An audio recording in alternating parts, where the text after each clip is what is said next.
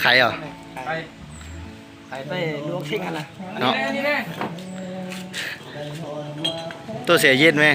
เสียไหม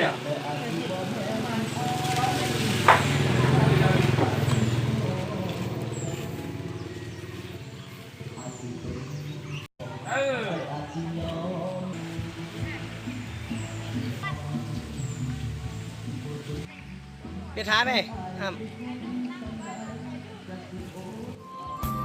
บรรยากาศ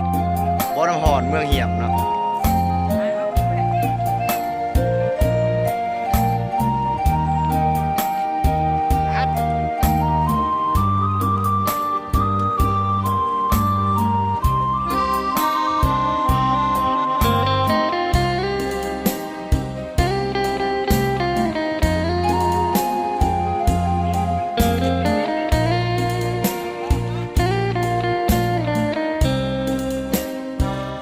สบาย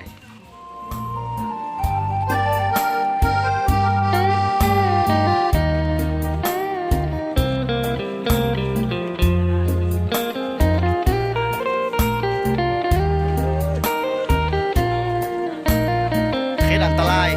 ระวังเด้อ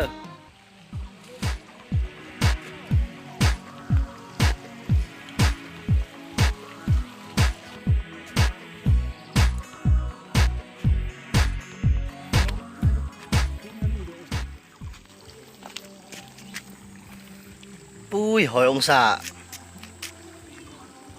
5 นาทีอยู่โอ้ยของหวานบ้านหมอน้ำหวาน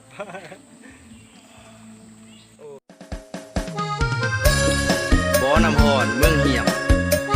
แต่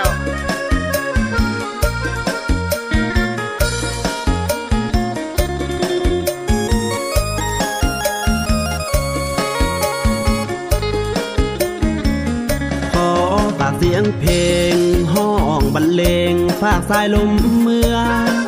หลายปีที่จากสำเนื้อ